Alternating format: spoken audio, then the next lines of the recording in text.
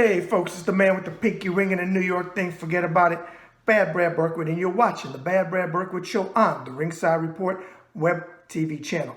Now make sure you hit that button, whatever corner it's in, and subscribe. Leave your comments below this episode. Let's have a conversation. Thank you very much for all your support. Now today, folks, I have a return guest who you thoroughly enjoyed the first time because he had the highest number of views that I've ever had for an episode of the Bad Brad Berkwitt Show. So that tells me you enjoyed him.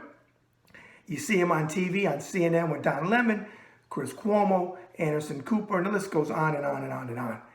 He is the Mooch, Anthony Scaramucci. All right. Well, Anthony, welcome back again. I appreciate that you're a man of your word. We said we would do a post-election show, and we're about to do that. Well, I appreciate I dressed up for you too, at least from the waist up. I can't disclose what I'm wearing from the waist down. But that's okay. I appreciate it. Hey, before we get into a couple questions, want to first give you props. You came on my show last time. A lot of people emailed me. A lot of people texted me, called me after and said, you know, whatever thoughts that they had, a lot of people gave you even more respect that I asked you hard questions. You didn't run. You answered them honestly. I appreciate that because my show has reached out to Trump, Giuliani, McConnell, Cruz, Graham, and little Marco Rubio. And none of them, they refuse to come on. They'll go on Fox TV and they'll go on where they get softball questions and they won't come on. They won't answer tough questions. But hey, it is what it is with that. So I appreciate that you came on. well, first of all, one, you got a great show. You got a great reputation, and I appreciate you inviting me on to give me the forum. And I hope I answered the questions the way you saw fit, because I'm trying to be honest about my life experience. You know, people do make mistakes. And so, you know, I have a very funny story for you, if you don't mind, when I just throw it in here. Right. One of my best friends from law school, he called me this morning. He said, you know, I got to tell you, my wife is a diehard liberal. She watched you on Don Lemon's show last night. She turned to me and said, you know, I got to tell you something. He's won my respect. And she said, but there's one of my friends who is also a diehard liberal, and no matter what Anthony does, she'll never want to see or talk to him or be in his presence because he was a Trump supporter at one point in his life. And my attitude on that is, well, you know, you got 63 million people that voted for him last time, 73 million people that voted for him this time. We can't split the country like that. We have to have a reconciliation with each other. And we have to explain what is going on and hopefully heal the country and move the country forward. So that's my 2 cents. And I appreciate your open-mindedness, and I thank you for including me. Okay. You're welcome. I want to tell a quick story because you're in New York and you can relate to this. I don't usually put my personal business out, but I'm going to put this story out. As we know, in New York, you had a lot of deaths early on with COVID. You saw the trucks pull up and all of that. I despise Trump, and I despise Pence for the way they handled this COVID. And I think that's what cost him an election and the biggest reason why he lost this election, and rightfully so. No question. This was a referendum on Exactly. COVID-19. It's life or death before your pocket, by the way. Exactly. So I totally agree with you. Exactly. And where I'm going with this is you feel about your wife like I feel about Debbie. Last week, she had knee surgery in Illinois. Because of COVID-19 and the spikes in cases that Trump likes to call this hoax, which it is not, she had surgery. When they wheeled her out of where they prepped her, I had to leave the hospital, and I could not come back to the hospital until she was discharged. Yes. Now, my first anger was for all the people that lost families and had to do Zoom funerals and saw people pass away on a phone because this pandemic didn't have to be handled like this. Second, being half Italian and know how we are emotional when it comes to family, it drove me nuts that I could not be there when she came out. She did a 4-hour surgery. She had a full knee replacement. So to everybody that's watching, my heart already went out to you for loved ones that you lost. I never thought this was a hoax. I always took it seriously. I wear a mask. I don't just talk about wearing a mask. I don't get caught not wearing a mask. Some people that we both know got caught not wearing a mask. I don't do that. I adhere to the rules and I respect others. But it did not have to be like this. And I personally want my viewers to know that I do hold Trump and I do hold Pence because he was in charge of the coronavirus team for me not being able to go in the hospital, stay with her, which is something that I've always been able to do. He didn't cause excuse me, he didn't cause COVID to come to this country, but the way that they handled a pandemic, I do blame him. So I want to get that out there because I know a lot of New Yorkers watch me, and I know what New York went through. With that said, congratulations. You were a huge part of it. I was a huge part of it, and many other people were a huge part of it. We won, okay? Not to gloat, but we won. First question out the gate, Anthony. We knew because we talked about how Trump would act. But did you ever think that the party that you were with, okay, and that I respected before this current group, I loved John McCain. I respected Ronald Reagan. I respected Bob Dole, Jack Kemp, people like that. Even if we had a disagreement in policies. But did you ever think in your lifetime that you would see, and I don't need to rename them because I talked about them in the opening, that the Republican Party would act like they are with the win that President-elect Biden and Vice President-elect Harris won? No, I mean, it saddens me every day. I see the flags on the wall, your commitment to service, you're a veteran. You took an oath to the Constitution. You didn't take an oath to a person, or you didn't take an oath to an idea other than the Constitution of the United States and the protection of its citizens. And something's gone wrong, and they've now become this cult of personality. They've now become cleaved to this man who is shortly going to be powerless politically, which is a great thing about our country, that you come into the country's offices of power as a citizen. You're empowered. You're there to serve the people. You're not there to rule over them. And then when it's your time to go, you're supposed to peacefully transfer that power to another citizen. And so it's a disgusting thing. It's a disheartening thing. And, what I would tell you is that I'm sickened by it, but I'm not exactly sure what we can do about it right now. It is a little bit like Germany after the war, and some people have to be programmed and be detoxed from the situation. It could be like Italy after Mussolini. Mm-hmm. I mean, this guy is a despot wannabe. Had he won another election, things would have gotten very rough in this country very quickly. Yes. And so we had this opportunity to remove somebody that was demagogic. But now I'm going to tell your listener something, your viewer something that they may not like. We're one election away from possible Hungarian authoritarian style power politics in the country. And I'm super worried about that because Republicans now have this playbook where they're going to use Jim Crow laws, voter suppression. Let's throw out ballots. Hello, are you the Secretary of State of Georgia? Yes, I'm Lindsey Graham. Throw out the legal ballots. Oh, you caught me. How the hell could you admit that? Okay, I'm denying it now. Mm-hmm. I mean, it is crazy. And here's the thing that and I know. This device right here, this amazing device, is a radio studio. It is a podcast studio. It is a movie studio, a TV studio. And it is a forever recordation device. How many people were killed like George Floyd prior to this device? Right. And so what's happening now is that we're getting a very transparent view into abject immorality, abject criminality.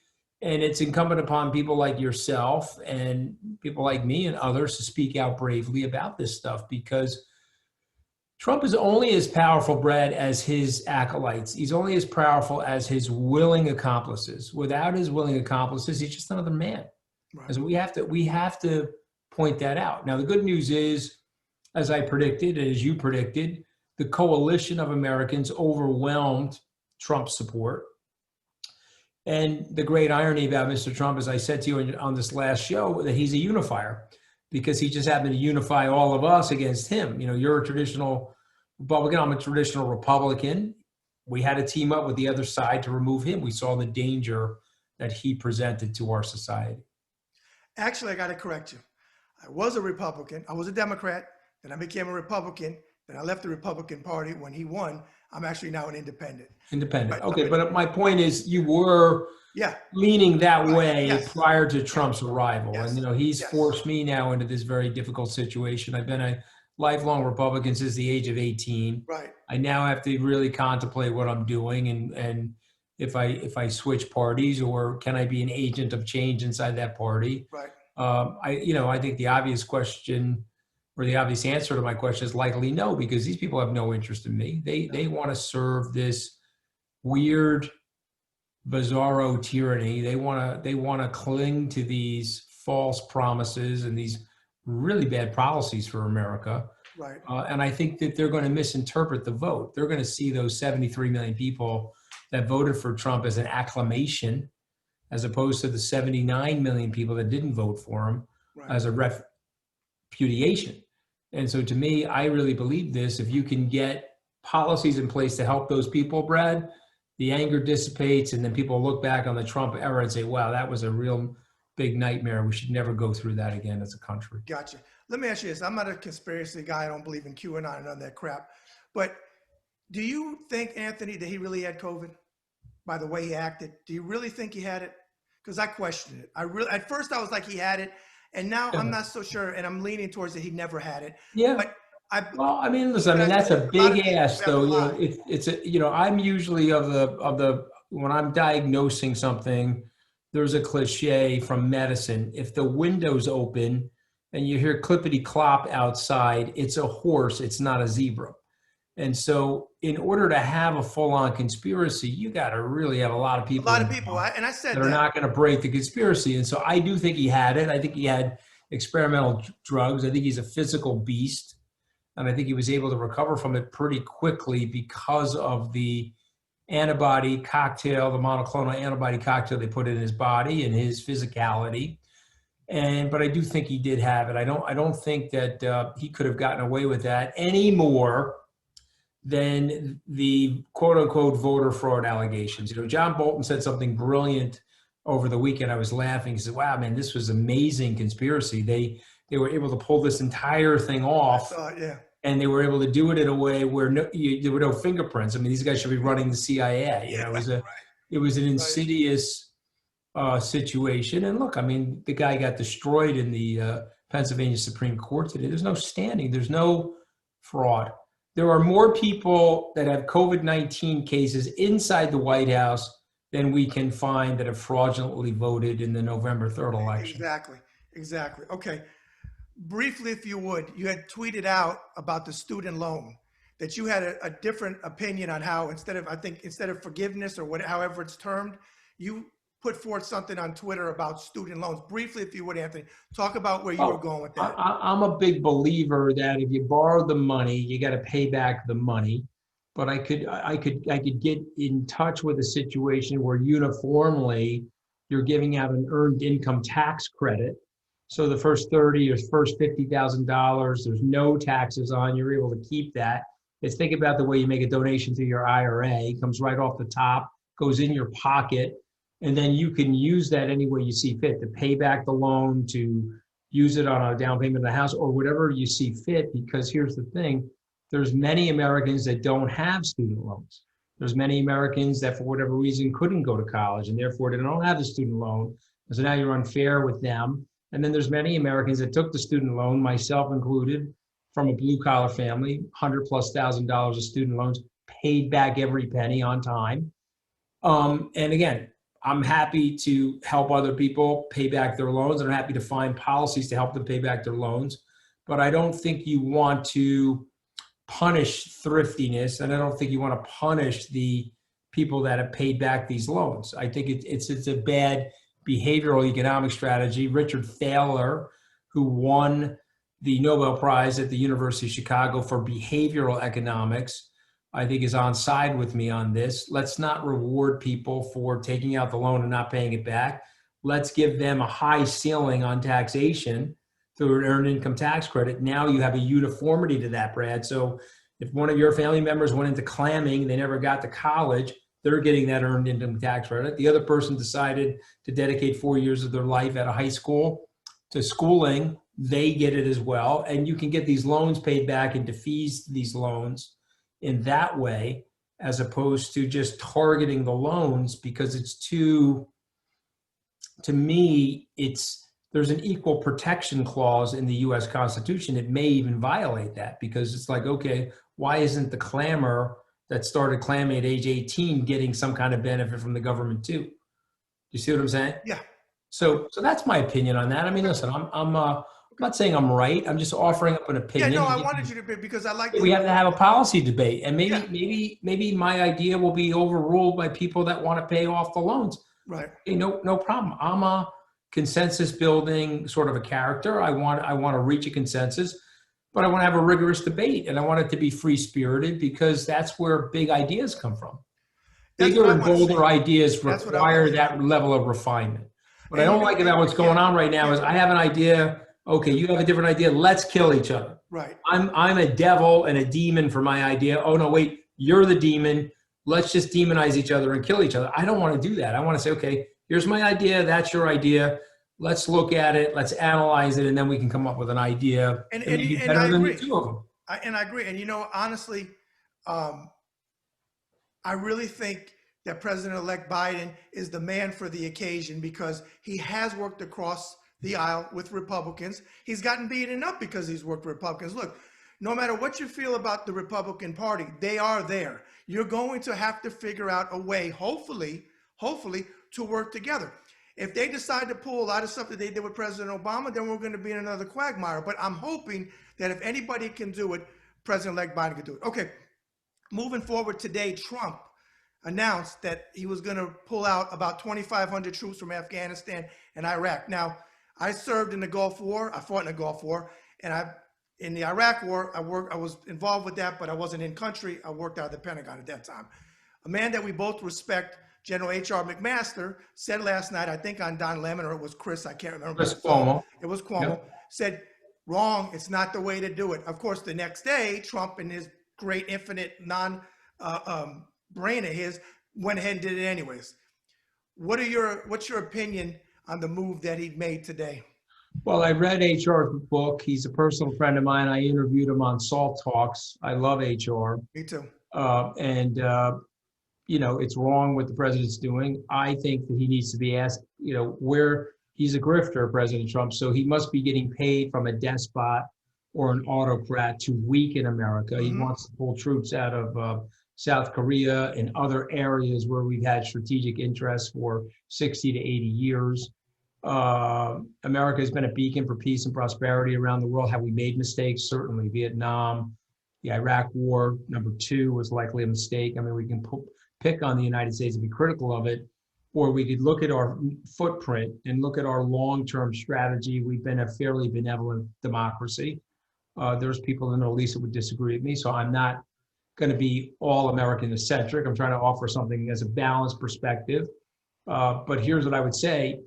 There's no rationale to what he's doing other than the fact that he's upset about the election. Mm-hmm. And it seems like he wants to punish the United States, or he has some financial reason. Maybe he's getting money wired to him in Cyprus or into Panama or into dummy accounts in Dubai to do what he's doing, because he wants to leave the U.S. As I've always said, he's made us weaker, he's made us sicker, and he's made us poorer. And he's almost been like a virus himself, infecting the United States with this disease of disinformation. Okay. And I'm worried because he's got 64, 63 days to go, and there's a lot more damage he could do. So I don't disagree with this. Hopefully the Pentagon, because it's a bureaucratic group of people, they can slow roll this until they can get some clarity from the Biden administration. Okay. I want to mention Steve Bannon, who I despise. Okay. I think he looks like a paramecium on a science slide that we study in biology, and he hasn't taken a bath since Trump got inaugurated January 2017. The line that he said about Dr. Fauci, who I have the utmost respect for, and Chris Wray, the head of the FBI, that their heads should be cut off and put on spikes in front of the White House, that at least Twitter, because I got no respect for Zuckerberg, but at least Twitter said, you're done, you're off, you're history. Zuckerberg, no, I know why.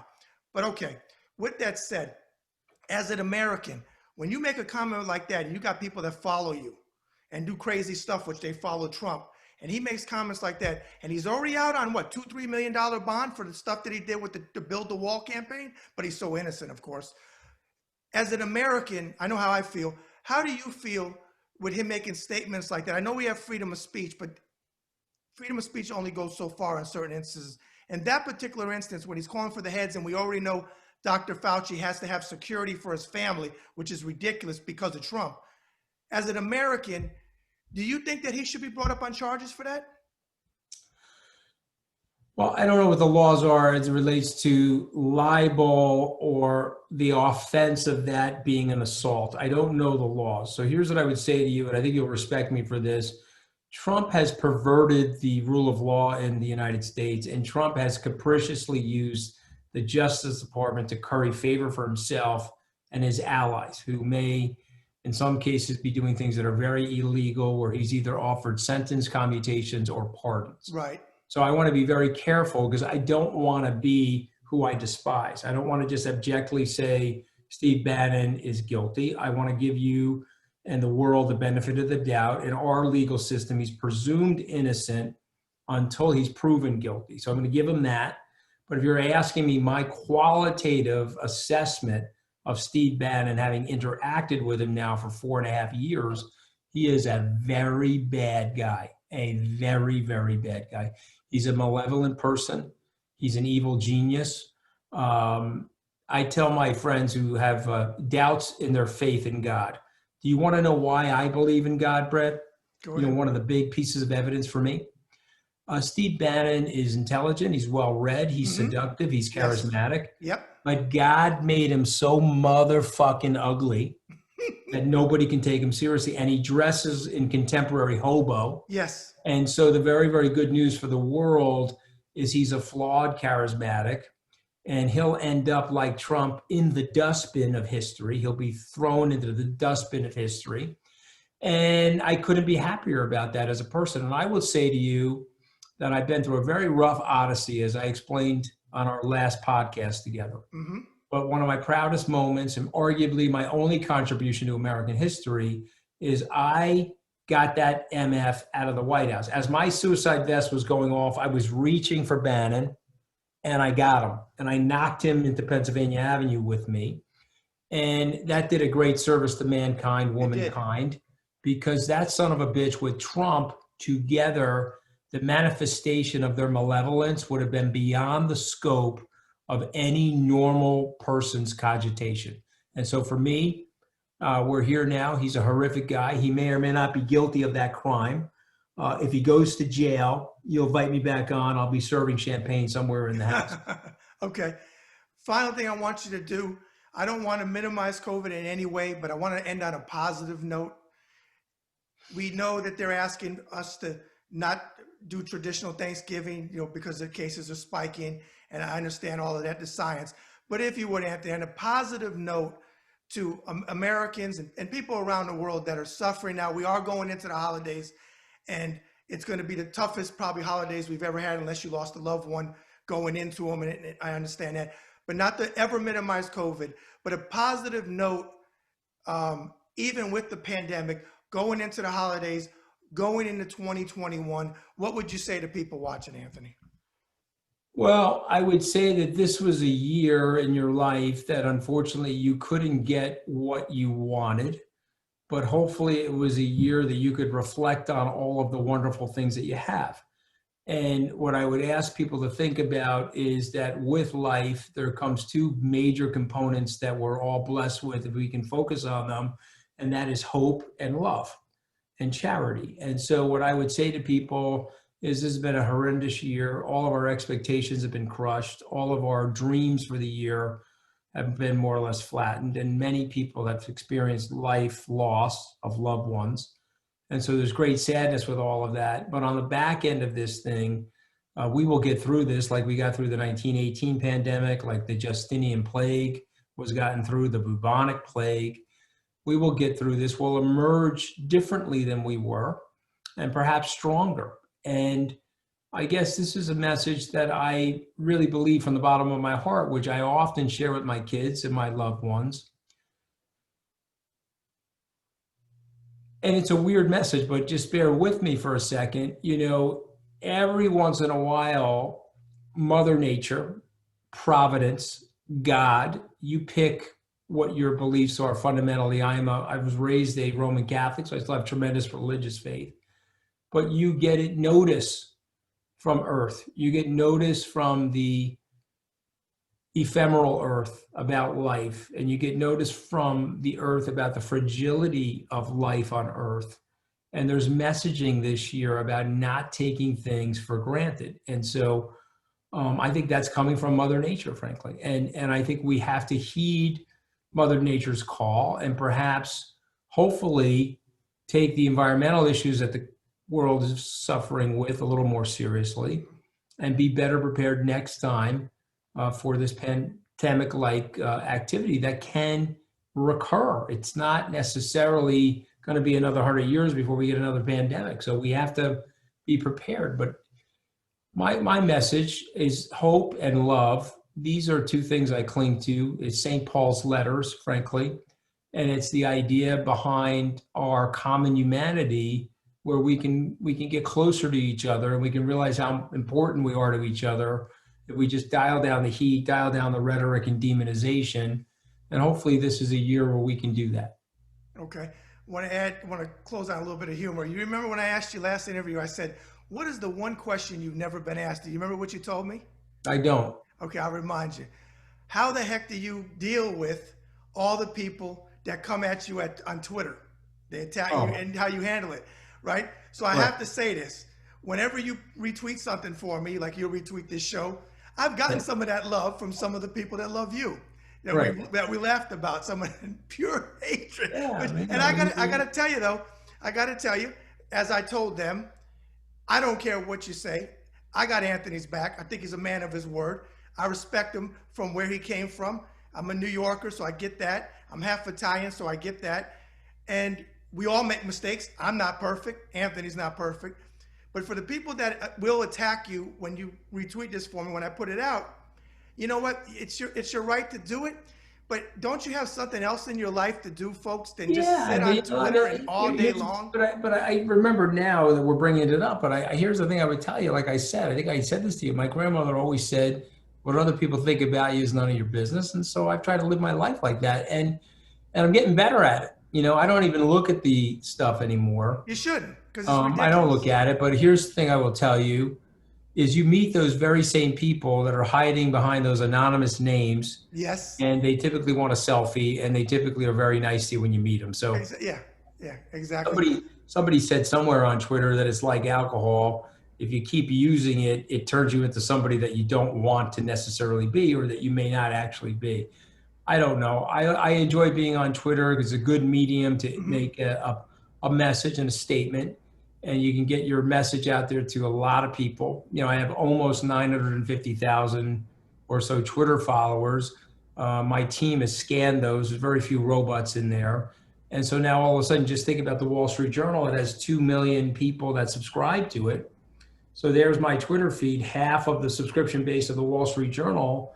And hopefully I can get out a message that is a positive message. And you put out a lot of good tweets about telling the truth. Yeah, you put out a lot of good tweets. I follow your Twitter feed all the time. Well, hey, happy holidays to you. You too. Happy Thanksgiving, Brett. All right. I appreciate you. All right. God bless with the show. All right. We'll see you soon. Take care, buddy. All right, folks. I told you I'd bring him on again. The Mooch, Anthony Scaramucci. Always great to talk to, fellow New Yorker. Okay, he did a lot to get President-elect Joe Biden and Vice President-elect Kamala Harris in. I hope he did. We all did. So congratulations to all of us. We will get through this. All right, folks? We will get through this. Please wear a mask. Use your God-given brains. If you don't believe in God, just use your brain, then use your common sense. All right? Social distance. Be smart. All right? That's another Bad Brad Berkwitt show in the can. Forget about it. And remember, folks, every act of kindness is a little love we leave behind. Bad Brad out.